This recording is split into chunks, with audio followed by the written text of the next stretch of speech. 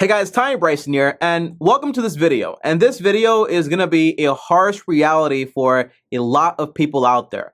A lot of folks that are basically doing minimum wage job. There are a lot of kids out there just getting started, but there are a lot of people out there that have been started for a very long time and find themselves stuck in this minimum wage job, and they want to retire. They want to have a savings. They want to be able to cover all their bills, but it's super hard to actually do that, like nearly impossible, especially if you find yourself having a kid while you're doing all this stuff at the same time. I know a lot of friends that went through this process, and trust me, I don't recommend it to anyone. And not a lot of people know this, but I used to work at the Gap. Like Kanye West, except I didn't steal clothes, so I didn't get fired for that. I just didn't get called back because I sucked at the job. But when I was there, I met a lot of people that were 10 years, 20 years, 30 years older than I was, and were making basically the same amount of money I was making. The people making money there were the owners and also the managers, but then not even that much money. And I learned a valuable lesson. I did not want to be in my 50s or my 60s doing a job that I hated, renting a small apartment or a bedroom, and going to the same exact place to do something that I just did not enjoy, and to have just enough money to pay my bills and buy me a pack of Oreos on the weekends as a little gift for all of my hard work. So the goal for this video is simple. It's to help the average person that is in a minimum wage job right now to make sure that you don't overstay your welcome and you're able to have a savings account, have enough for retirement, have enough to have a kid, have enough to buy a home, to have enough to do everything you actually want to do that any normal person should be able to actually do. I went through it, okay? I've been through every part of this video, and I hope it actually helps you and you actually have an open mind to listen to these facts, okay? And if you guys are new here, like this video. On top of that, also subscribe to the channel and hit the bell so you get notified. Now, the very first thing is this, guys. I honestly don't have a problem with minimum wage job. I actually like that they exist, and it's actually awesome because it gets people that are just getting started in life to be able to get a job without having a bunch of experience. So that way you can start earning money, learning skills, and a bunch of other things. However, it's kind of like a starter job. It's not really like a career where you go to actually, I don't know, like build something out. Unless like Starbucks, like one of those places. But overall, you know, the only difference between me and those people that were at Gap, like career-wise, we're all people obviously, was that I was at Gap to work and make some money while I was pursuing a career in college to make $70,000 a year as an accountant. But those people right there in Gap that were 10, 20, 30 years older than me, all they had was Gap. That's all they had. And you know, right now, according to statistics and also the federal government, you know, the mandated federal minimum wage right now is $7.25. And in some states, they made it, for example, $15 an hour. And you know, it's funny because the people that make $7 an hour, they want to make 15. And the people that make 15, they want to live where the people that make $7 an hour basically live. You see? Doesn't make any sense, right? Because basically, you make more, but you only make enough to be paycheck to paycheck. And over here, you make a lot less, but you only make enough to cover whatever the things are because where you live is a lot less expensive. And while doing this video, I actually did some research, you know, and I searched up, well, what's the average age of the people that work minimum wage? I want to know, are they young kids, you know, just going to college, just getting started? Or are they really older folks, or was basically my experience at the Gap like anecdotal and it doesn't make any sense, right? But what I found out was that my beliefs were actually clarified. Because when you look it up at the first sight, it's kind of like, hey, Tommy, you're wrong. People are using 16 to 24. The majority of them are 16 to 24. And this shows you like, hey, so it shows that as people get older, they do find jobs. They do earn a lot more money. But in reality, here are the facts from another source. It's not who you think it is, just like a teenager working, living with their parents and going to school. No, it's the 36-year-old that's working minimum wage, that has kids, usually most are women, and on top of that, 37% are actually 40 years and older. And top of that, they also work full time and they earn half the income for their household. So what does this tell me? It tells me that there are a lot of people out there that they're not just getting started in life. No, they've been getting started, but they feel like they're probably stuck in that place and they want to have the savings accounts. They want to save for emergencies. They want to retire. They want to own a home. They don't want to struggle, but they can't fix it because their income doesn't allow for any flexibility. So what exactly do you do then? Well, I'll tell you what I don't recommend you do. And it's that you stay in a minimum wage job. You know, there are two types of mindset scientifically. Look it up. I did research for this video. And it's that there is this one mindset that I love. And it's basically the growth mindset. These are people that whatever the situation that they're basically in right now, they believe they can change it by learning about things, working and growing their skills and changing their situations. They don't wait for things to happen to them. They change their circumstances by basically making changes in their own lives. So the idea that I'm going to make a video and tell you, hey, it's completely possible for you to take care of kids, pay all your bills, and then save money, invest money. It's possible, but I'm not sure you actually want to do that because it's really hard and it makes no sense to actually want to do that. And whatever you actually are able to actually save, the minute your car breaks down, you're going to need to empty out your investment account. So that's not what I want for you. So overall, what I do recommend is you don't work a minimum wage job, that you actually go out there, and whether it's a trade job, a license, a new job. I know people that work minimum wage and don't want to quit out of loyalty. If those people don't raise your wage, they don't care about you. So don't be afraid to actually go ahead and leave and go somewhere else where you're actually able to get paid more money. But my point is, you're going to have a growth mindset here. Don't believe that whatever you have and whatever you earn right now, that's your cap. No, it's just where you are right now in life. So the idea is you change that and you say, well, what can I do to improve my skills to then earn more money to be able to actually have enough money to do everything I actually want to do. And remember, it's not just college. You also have trade jobs. You also have licenses. You also have certificates. You also have, once you acquire enough experience, you can go to another company and make a lot more money over there just by switching locations, you know? So that's also a possibility. You got to explore everything.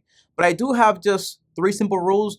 Whatever you pick to actually work as a career, just make sure you enjoy it, right? You like it. You don't gotta like your minimum wage job because you just gotta do it, but you gotta like the career you choose, right? Because you're picking that. So make sure you like it. Make sure it's in line with your skills, that you actually are good at those things, so you actually are happy there doing those things, you feel accomplished. And lastly, make sure it actually earns you a good amount of money. That's also important. So now that I mentioned money, well, how much money should you try to make by finding a career out there? And the answer is, it's all relative, right? So if you find out that you actually enjoy law and you want to pursue law, great. If you find out you want to be a plumber, great. It's all up to you. And the amount of money you need is relative to how much money you actually want to spend. So the less money you want to spend and need to spend, well, the less money you actually need to make. Now, scientifically proven, again, a study showed this, that once you get beyond $70,000 a year, like, more money isn't gonna make you any more happy. And when I was growing up, I wanted to make 125,000, 200,000, $1 million, you know. And shout out to God and all that stuff, right? But the idea is that it doesn't make you any happier. Like, scientifically, the studies show it. So working an extra 30 hours a week to earn an extra $30,000 on top of what you make is probably not going to make the difference you probably think is going to make. And I see a lot of people that they make more money and then sacrifice all the things that make them happy, spending time with family, their kids, all that stuff. So you got to really understand, what do you want? So what are your expenses, right? And then how much money do you actually need to be able to cover those, have enough to save, have enough to buy your home, have enough to actually go out there and invest? That's the idea. My recommendation is, look for a job that pays you no less than $40,000 to at least $70,000. But if it's more, it's fine, right? Because you find a job you actually enjoy and it's gonna pay you a lot more money. But then the next question becomes, well, if I find this job and I work this job, well, how much money do I need to actually invest and to actually retire, right, as a whole? And the idea is, again, this is all relative to how much money you're going to need in your retirement days. Now, a lot of people, you kind of see them out there, those old folks that ride in Corvettes and they have like the little super model trophy wife next to them, and then they basically pass away in 2 years and they don't leave their kids anything. That's not what I want for you, okay? But those people look pretty cool, but I don't want that type of lifestyle, okay? That's just me personally. But overall, I have a simple equation here for all the people out there that don't like math, and it's basically very simple. Find out, calculate for yourself how much money do you need to think how much money do you think you're gonna spend during your retirement years? Remember, you'll be in your 60s or in your 40s, depending on when you actually want to retire, right? And then you type it in, right? So if you want to have an $8,000 a year salary from your investments, well, just multiply it by 25. Whatever the amount is a year, just multiply it by 25. That's the idea. That's the simple math, okay? So multiply by 25, you need to have around $2 million. It's a lot of money. And to be able to save this much money in around 30 years is going to take you around 690 bucks every single month for the next 30 years. And it's a very long time. But again, remember what I said, okay? If you need a lot less money, then you don't need to have that much money in your investment account because you spend a lot less. So you don't need $2 million. So for me personally, let's say, for example, if all you really want is $40,000 because, hey, you have a paid off home, you have no debt, you have an emergency fund, you have a job you enjoy, everything's fine, right? Well, if you multiply this by 25, well, you only really need $1 million.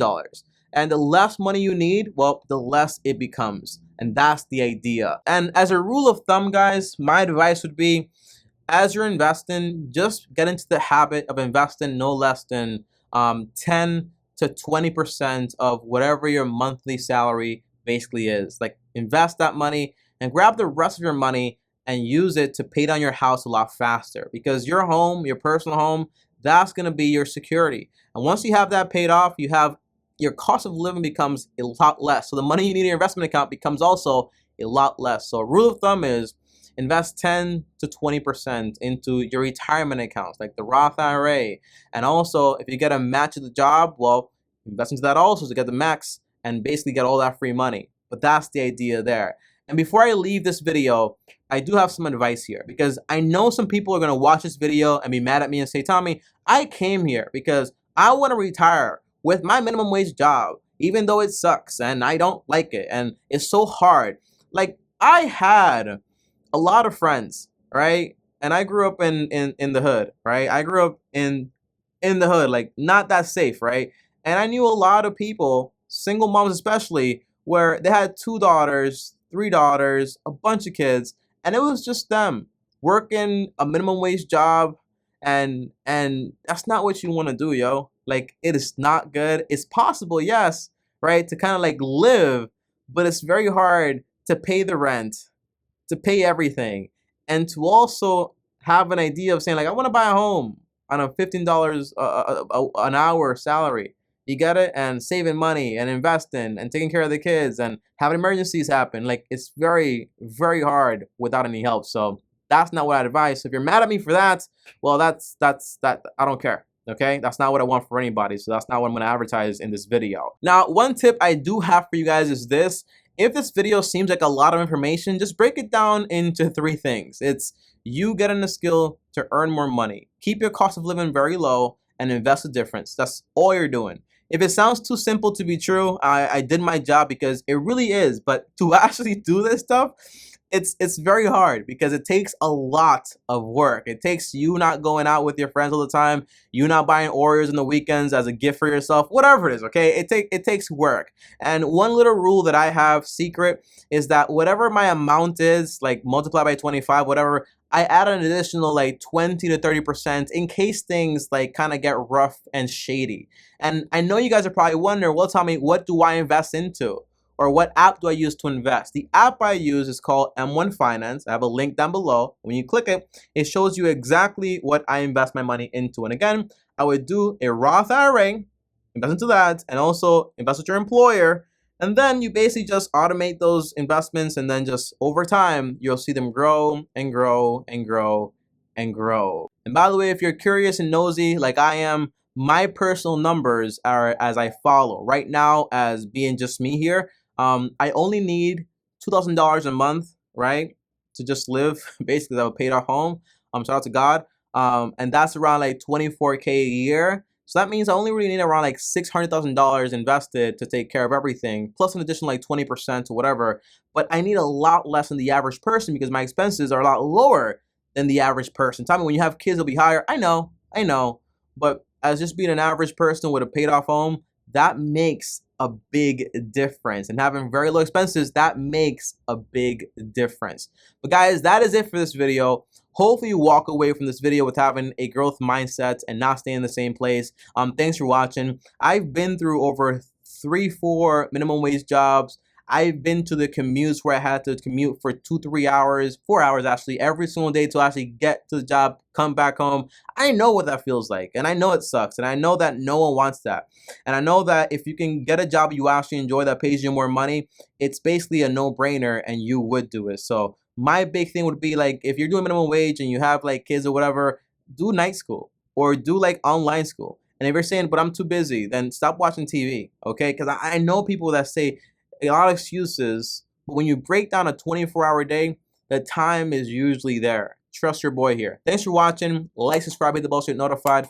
Comment down below any questions. More content up here. My face is here. Subscribe, and thanks for watching, and long-term team out.